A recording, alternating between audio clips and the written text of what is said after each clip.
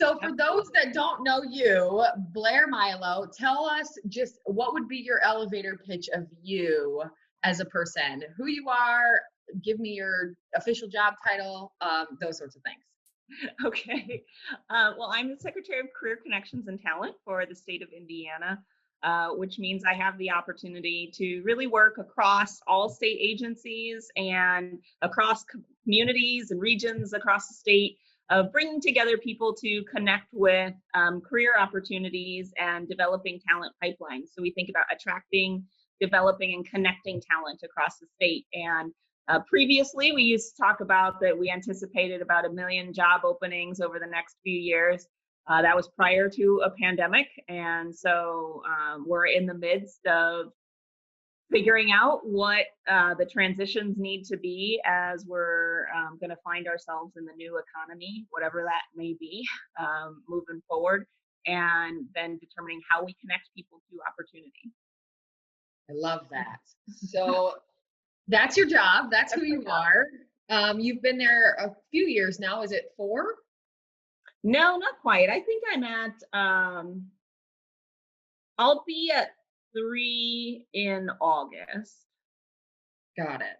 And you're Yeah. kind of working directly with all of the other state reps. You're with Governor Holcomb, and you're, kind of helping run the state day to day with this position and really helping. It sounds like left hand talk to the right hand a lot of times. Yeah, that's definitely been a lot of the pieces previously, and I think probably continuing in that way, particularly as we're in the midst of a crisis, and when you have those kinds of things happen, then information flow can become even more challenging. So Yep. just trying to connect all the different pieces, and I've been pulled into a wide array of different conversations over the last month and a half, 2 I months can or only so. imagine. So it's been a fascinating learning process throughout that. And I would almost liken it, and in fact, I have to some folks, of that it feels very much like being back on deployment with the Navy, in some kind of cultural ways, and that like you don't really count the days You don't want to. to watch, Yeah. but and just kind of put your head down and work and do whatever needs to get done. And a lot of times on watches in the Navy too, it was just because it's such a dynamic environment, you just have to figure things out and try and piece different elements of the puzzle together and keep digging, pulling layers. And so in many ways that's fascinating to me.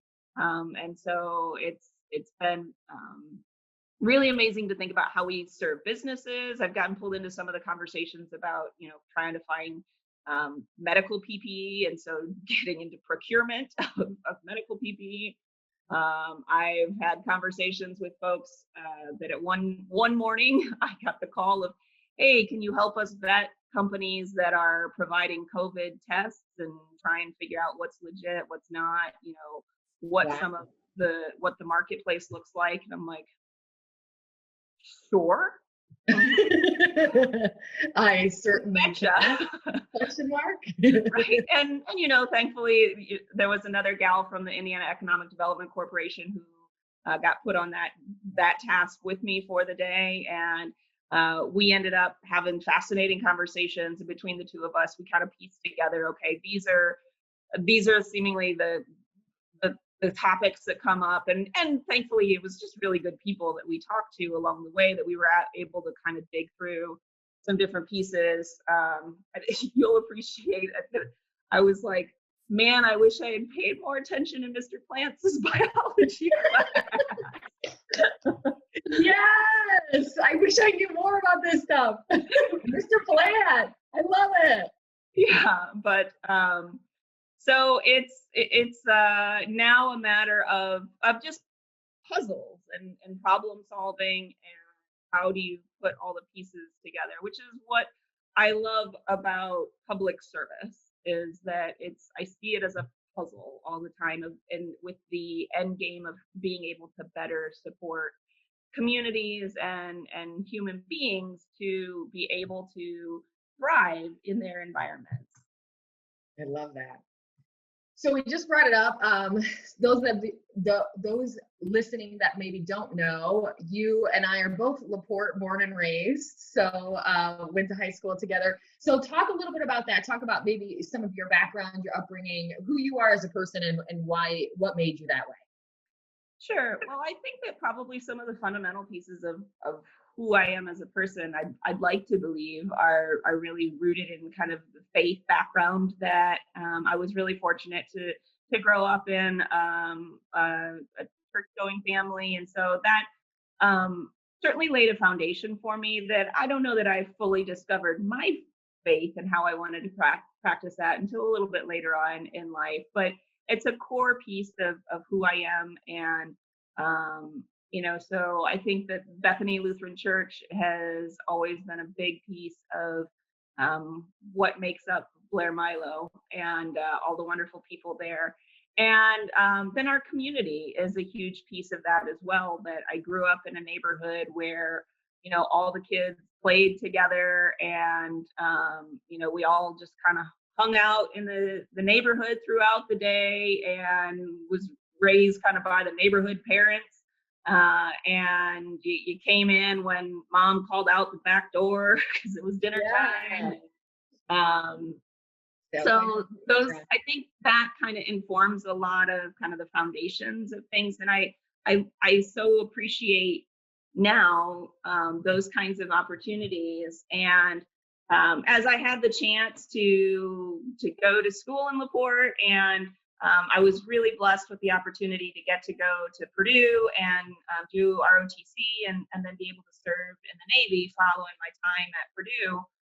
That then, I had an incredible experience of being able to live all over the world and to see some many different parts of how people live in different cultures. And some of it I sought out in like my second tour specifically. I was stationed in Bahrain, and I had wanted to go there because it was someplace that I thought, it'll be very different from anything I've ever known. And I think it's important for me to try and understand what that's like to have a whole different reality that you are immersed in, and you have to learn that culture. And I had studied a little bit of the language at school too, and it was from I think that time period and other experiences I got to have that I really began to fully appreciate all of what I had the opportunity to grow up with, and all the opportunity that communities like LaPorte, of which we have many, although none are quite the hub of awesome that LaPorte is. Agreed.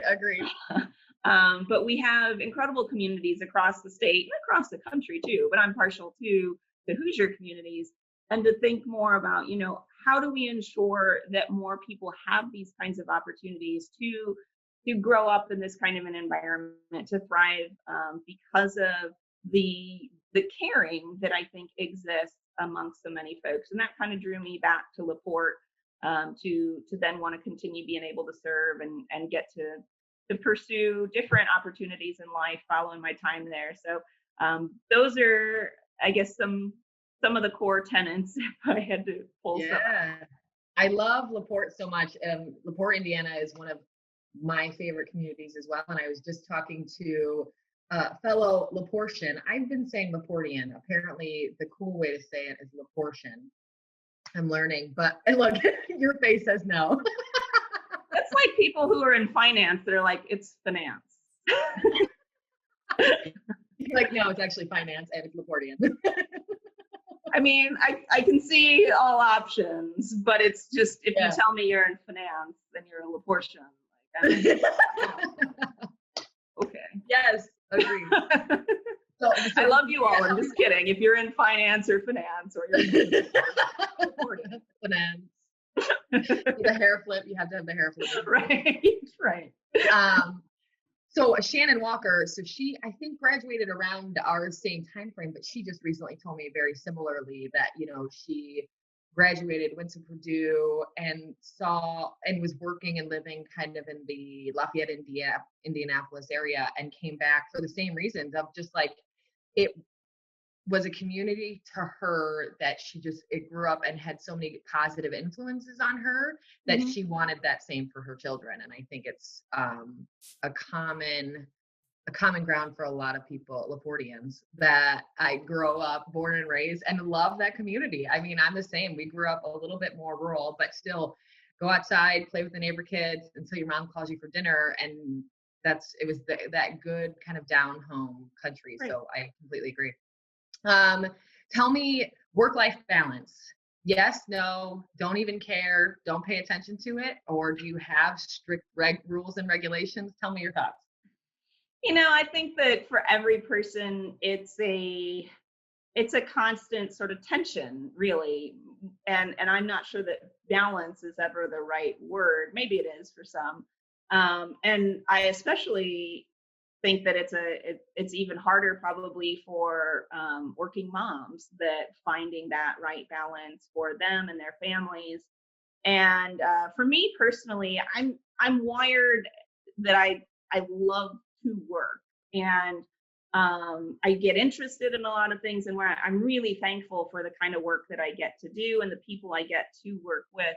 So in some ways, I probably would be seen as a type of workaholic, but I like what I do, and I'm passionate about the service that we get to provide. And so, even in these days where it's kind of crazy hours and lots of things, lots of moving parts, then I love being able to do that. And there was a time in my life, in fact, part of my transition out of the Navy was thinking, I wanted to be able to have a little better balance between the amount of time I would spend at work. And particularly in that situation, I was recognizing, if I continued along that path, then, family life for a female at sea is tough.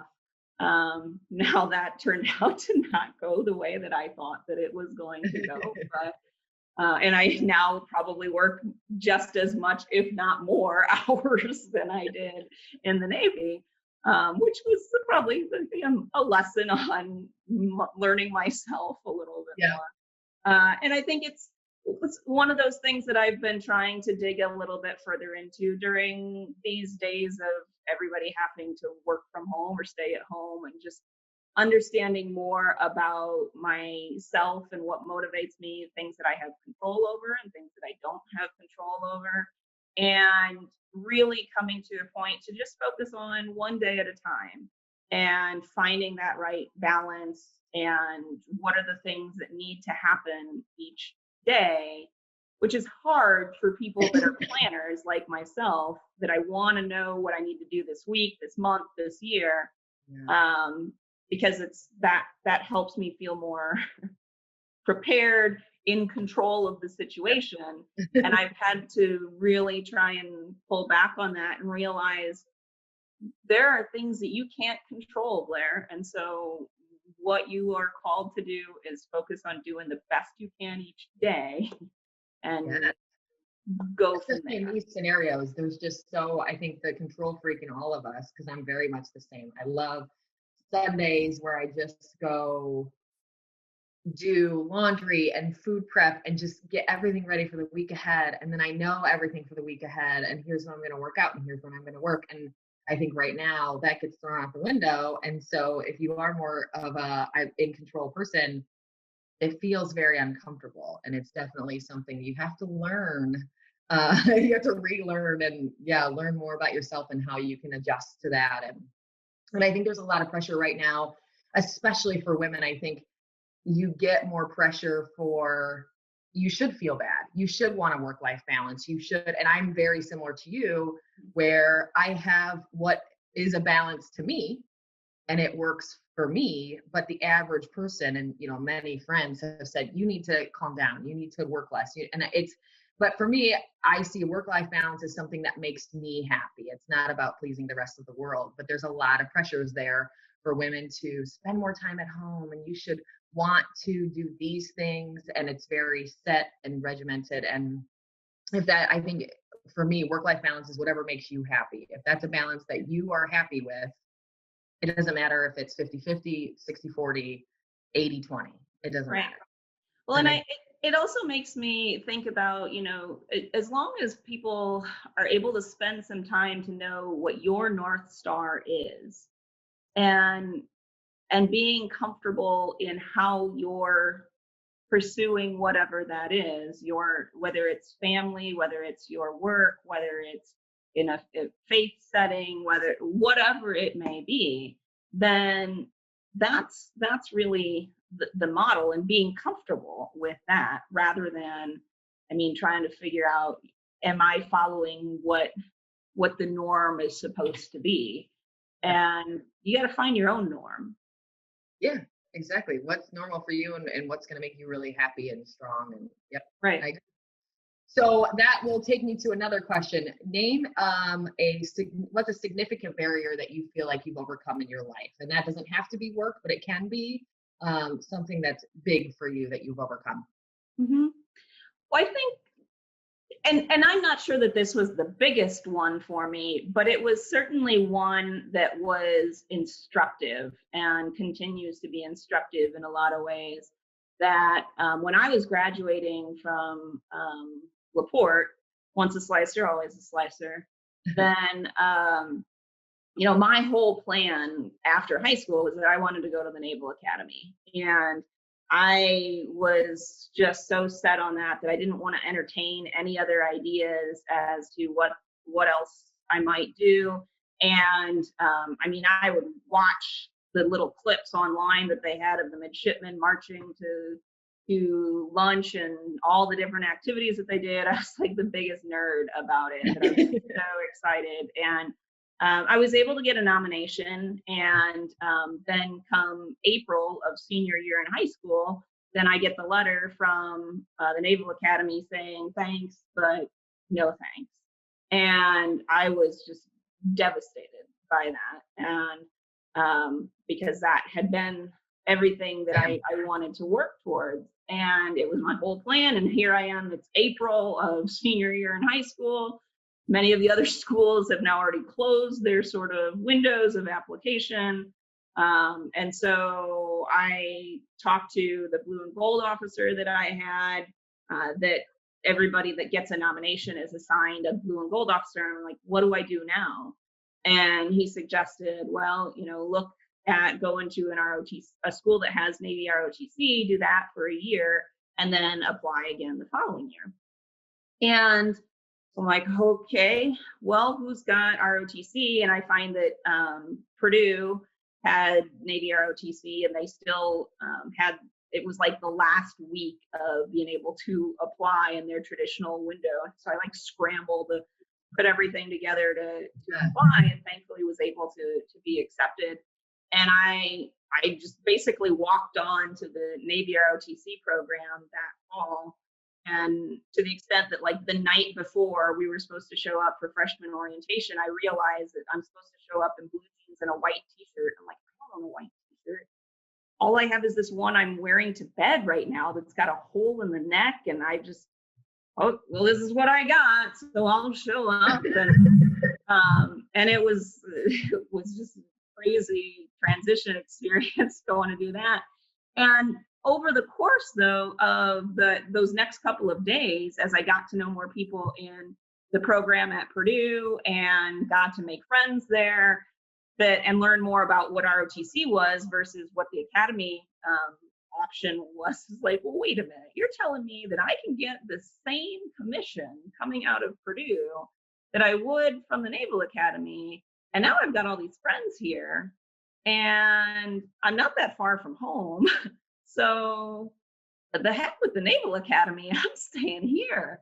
And, by doing that, I had an amazing opportunity with Purdue, and now still have relationships with Purdue because of the experience that I had there and the people that I met, and had the opportunity to intern for Senator Lugar while I was there, that because the academy has such a really regimented schedule for all the people, that I really wouldn't have had that opportunity the way that I had it for a semester. And I got to travel abroad, and I was able to graduate early, had different leadership opportunities at Purdue, none of which I would have had I pursued everything through the academy. And so it was a really instructive lesson in recognizing that, kind of going back to our previous conversation, of things you can control and things you can't control.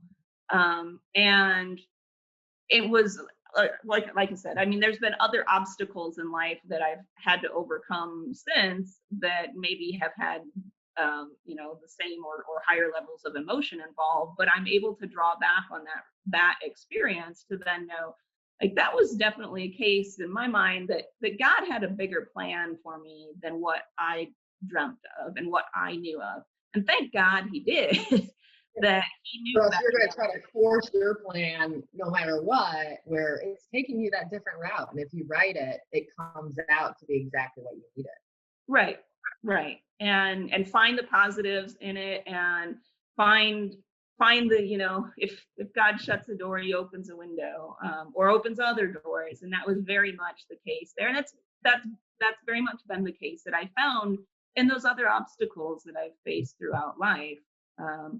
That one just rings strongly true with me, because it was kind of that first really big one that I was gutted by that. Yeah, I was gonna say, essentially a punch in the face at 17, where your whole life plan gets flipped on its head in one piece of mail, and then you go and do what seemingly turns out probably even better than it would have in the first place. Right. That's a great example. I love that one. What do you do for fun? I know you're a runner. Are you still running? I am running. It's an interesting time to be a runner, I think, in many ways. Yeah. I'm finding that during the week, I have a hard time getting out at times. And part of that has to do with just the schedule with work, but also sorting through my own mental health pieces of having to, like, proactively get myself to that point of, no, Blair, you can't just stay inside all the time. That's not healthy. And you've got to get out. You don't need to talk and interact with people, because that's not what you're really supposed to be doing right now. But you gotta get out and be active. And so what I am doing to address that is I have a mild addiction to doing these virtual races. Oh, okay. I haven't done any yet, but I've definitely looked at them. Okay. I love medals. Me too. I'm in it for the hardware. And so I love, like, searching out the different ones. And most of these are connected with really important initiatives and nonprofits and charitable efforts. So I love getting to research some of those. So yeah, I'm running. I love to read, and so there's lots of those pieces. And every once in a while, this is the real big nerd in Blair, I really enjoy Legos. I think that's cool. That's very engineering minded. That's cool. I didn't know that. So like, and do you just go buy a set and make something, or do you just go, like, take regular Legos and go for it? Like, No, is it like? I wish I was that good. I that's a unicorn that I think I'll chase, of being a master Lego builder. To be that kind of person that can, like, say, oh, if I got, the little, These pieces, yeah. these pieces, I could make that. I need to be more engineering minded to be able to do those things. No, I get the sets. The coolest one I have thus far, that I was gifted the Disney castle that was like, I think maybe 40-some thousand pieces or something. I don't know. Oh, wow. And it took me like a month to do. And when I say a month, like, and this is also getting to know weird quirks of Blair's personality, is that when I start Lego projects, I get super OCD about it. Like, I have to work on the project. No stopping. Right. And so I'll listen to books while I'm doing my Lego project. That's smart. Okay. Just enjoy different stories, and while having this activity that's keeping my mind active, that still allows me to listen to the book in the background. I'm a big fan of audiobooks and podcasts. So yeah, for sure. Very similar. Do you have a favorite podcast? I think probably one that rises to the top for me is called Welcome to the Neighborhood. And it's a Mr. Rogers tribute podcast. And it's just so lovely. I And have not heard of that, but that's right up my alley. I love that.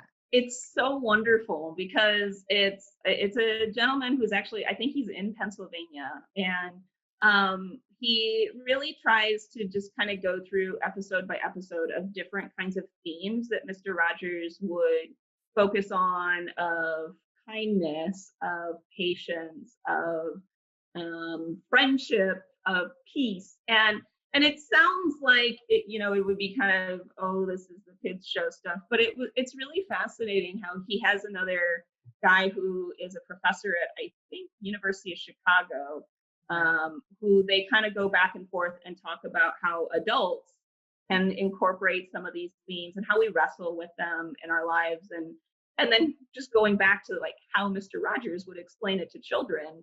And like, Just often good for us too. Yeah. it's so valuable. I'm like, this is, and I've found myself since listening to it, like, what would Mr. Rogers do in this scenario? Yeah. Yeah. And it really brings a sense of calm to you sometimes, and just, hey, we're all learning. We need to be reminded of some of these things. Patience is one for me. I Yeah. just need to bring it back in sometimes and remember to be patient. So it's good to have a reminder. That's good. Yeah.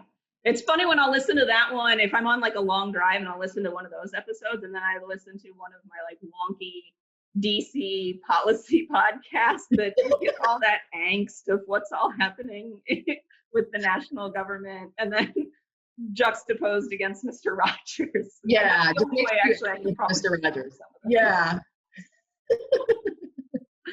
Always end with Mr. Rogers. It's going to make your day good. That's right. Absolutely. Okay, here it is. I have it. If you have a cool name, I need a cool name for this kind of. The speed round is what we're calling it so far, because I don't have a cooler name, but I'll come up with a cooler name. Lightning round. Yeah, like a lightning round of questions. These will be a little telling to your personality. So let's go for them. Here we go. Cue cool music. So how long do you sit at a green light before honking at the person in front of you? Probably 5 to 7 seconds. I'm not very patient. I thought you were going to say minutes, and I was like, you've already missed the light. No. I got places to be. Mr. Rogers' patience does not play out with me at a red light. Not at a green light. This is our time. Okay, good answer. What woman would you most want to have a drink with, living or dead? I think, I really love listening to Beth Moore and some of the books that she has. She's a Bible study teacher, and she's really funny too. So I really always appreciate her take on things, and I think that'd be a fascinating just conversation to get to have. There's so many I would pick from, but she's just one that kind of, maybe because I read some of her stuff this morning, I'm like, man, I'd love hanging out with her. Okay, and your personality with her personality, what would the drink be? Ooh. It doesn't have to be alcoholic. It could be coffee, hot chocolate. It could be wine, shots of tequila, whatever you're into. I'll bet it'd be hot chocolate. Yeah, that's a good, like, smooth, sweet treat. Like a little indulgent, but still, comforting. Perfect. That's a good answer too. Not that she's indulgent necessarily, but it would just be one of those, like, it's a treat for us. Yeah, it's not black coffee. Yeah. Yeah. What is one big thing that you have yet to accomplish? Well, I was supposed to do the Paris Marathon in April, that has now been rescheduled to October. So fingers crossed, then that happens and I can survive it. Okay, good one. What it would be the title of your biography? Man.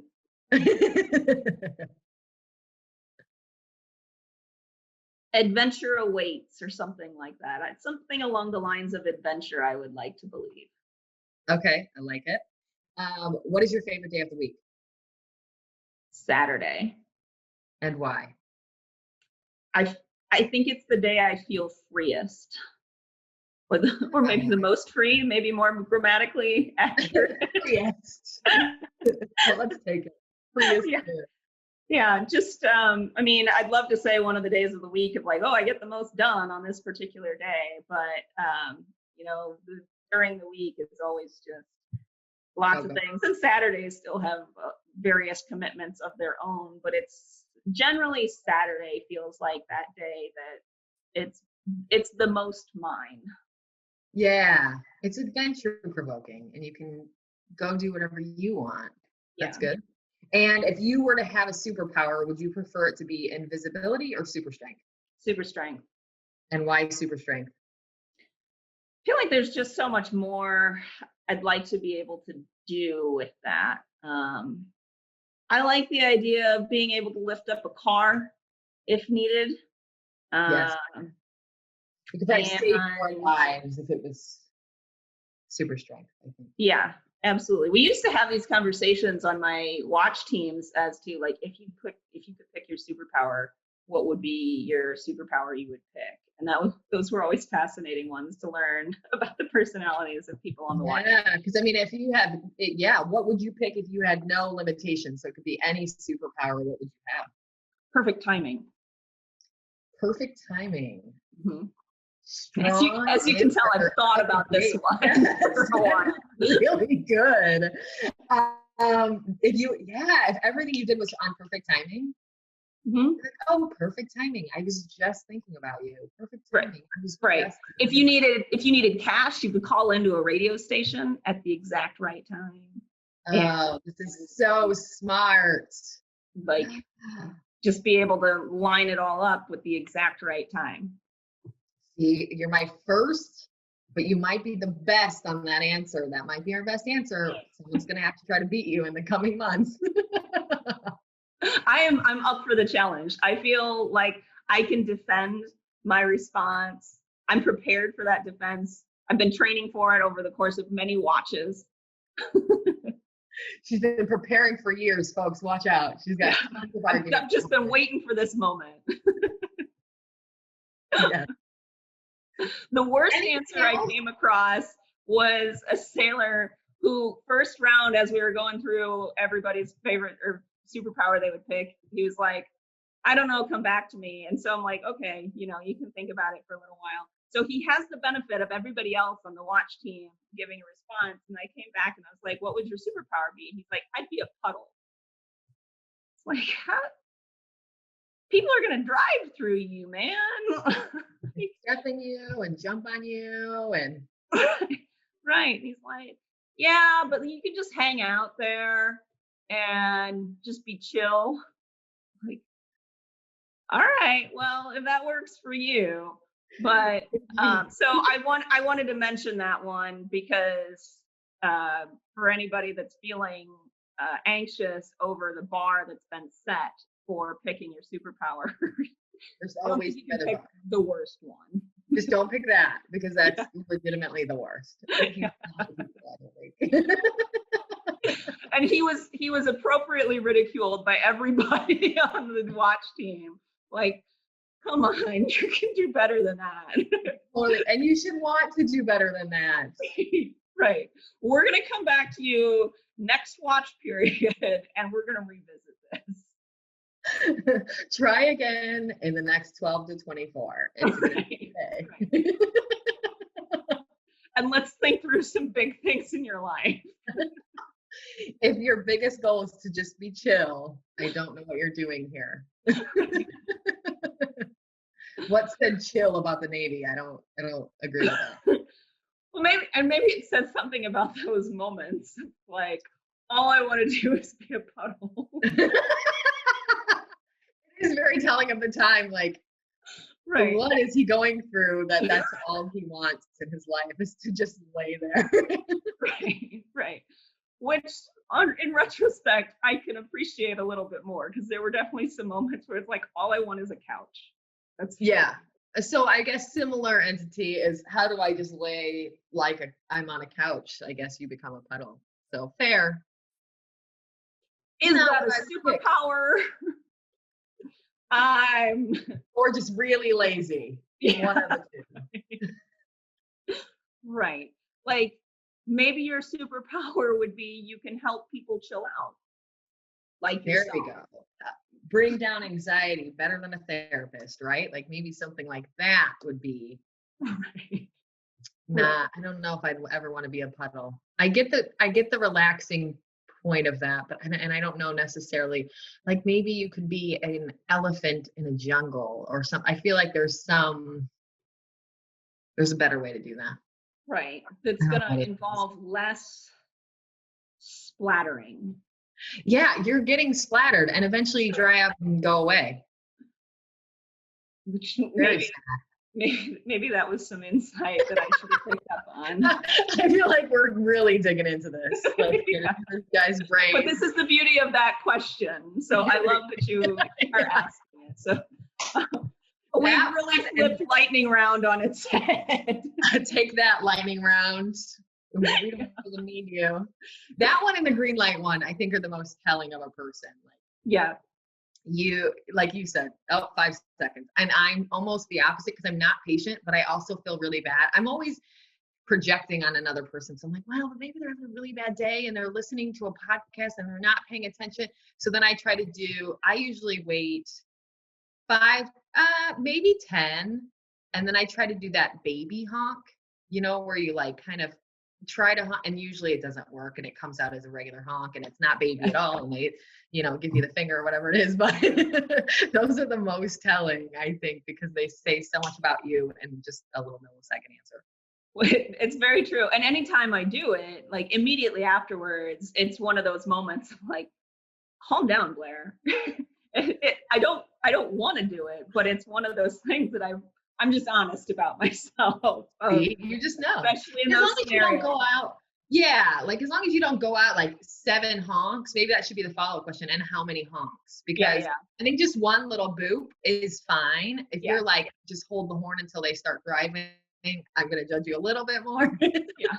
Well, and there's definitely been those moments where I've heard somebody do that, particularly if I'm in Laporte, and if I hear somebody do that, I'm like, we're in Laporte. Come on, we don't do that Yeah. here. Cute, small, quaint town. Calm down. This is not downtown Chicago. Like, where do you what do you think is happening right here? Exactly. So you were year one of All About the Girls. You were year one, I believe the last speaker of the night. It has, of course, grown and changed a lot since then. I think our question, so every year for All About the Girls, we send, there's a topic. And that was our first year. I knew nothing of what I was doing. I wrote all my notes on a note card that I actually read. I thought I was going to throw up quite a few times. It was 50 people at the restaurant bar, and now it's 300. And I don't write notes because if I do, then I'll read them. So it's an interesting difference for me. The topic that we had for you guys, something I barely remember, but it was something about utilizing positive news, where they're a lot more female empowerment based now, but they were, something about using positive news in your life today. What do you remember about that year of All About the Girls and that presentation? And you Well, can say I nothing. remember it was jammed with people in Industrial Revolution. And Yes. so, and mostly women. Yep. And it was just such a powerful gathering, I think, of all these women, of being so supportive of one another. We were all so excited to be there too. And I loved listening to the Yeah. stories of all the ladies that went ahead of me beforehand too.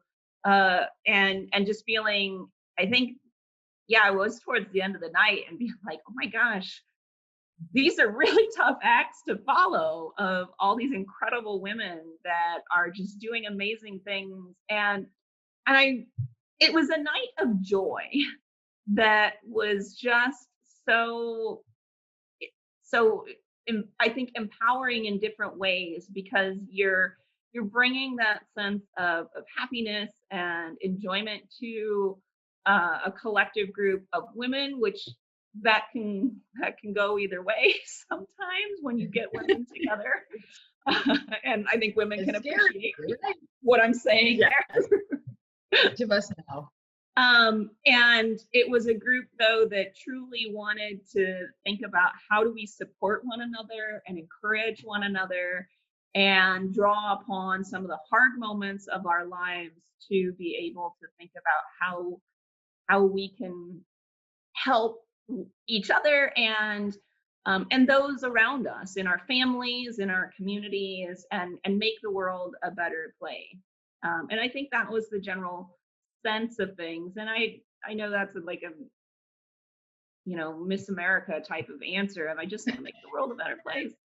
But I I think it's think that that's a general thing that many of the women in the room do, and already through the things that they do with their families and the volunteering that they do and the work that they do and service they provide. And so it was just that general sense. And I loved how you brought everyone together and started this movement with All About the Girls. So thank you for all that you have brought forward through that initiative. And it's awesome to see how it's transformed for you and thinking of, where it started and where it is now. Yes, thank you. I'm so appreciative. And I agree. I think that answer is perfect because going into it, I had no clue either. And I thought, okay, well, these women, those speakers of the night, you and Darlene Cohn and Nancy Simpson, I'm just pulling them off the top of my head, Heather Ennis, they're, these women that I thought, I don't know if this is going to work. I'm flying by the seat of my pants on an idea that, me and Chris Mullman had talked about. I'm going to go with this. And these women already signed up. And I look to them as people that are strong, empowering women in my life. If they've signed up, who cares? I don't care if anyone shows up. They're here, and that's impressive to me. And so you're right. Seeing the amount of people, we were expecting about 50 max. So we just kind of secured the bar area and Industrial Revolution. And before we know it, it is the bar area and all the tables surrounding the bar area. And then there's people over here that are a little ticked off because they didn't get a ticket earlier and they didn't RSVP and now they don't know where they can sit. And it was so impressive to me that I thought, okay, this is way bigger. I think people need it, right? I think people need to have that kind of woman-to-woman empowerment moment where they can high-five their best friend, listen and be empowered by someone that either they know or they don't know. It could be someone totally new to them. And so it's been exciting to watch. This year we had to move it. It was supposed to be in like 15 days or something like that, but we have moved it to September this year. And I think launching this podcast in kind of accordance with that and ahead of that, just really to allow, if you don't get to come, if you live far away, if you know people all across the country and worldwide, they might want to hear about you and what you're doing, but they don't live in Indiana, so they can't come to that event. You know what I mean? So this is another way to spread that empowerment for people. And to really, I think just even in your conversation, a lot of things you're saying are so helpful to other people, like the work-life balance.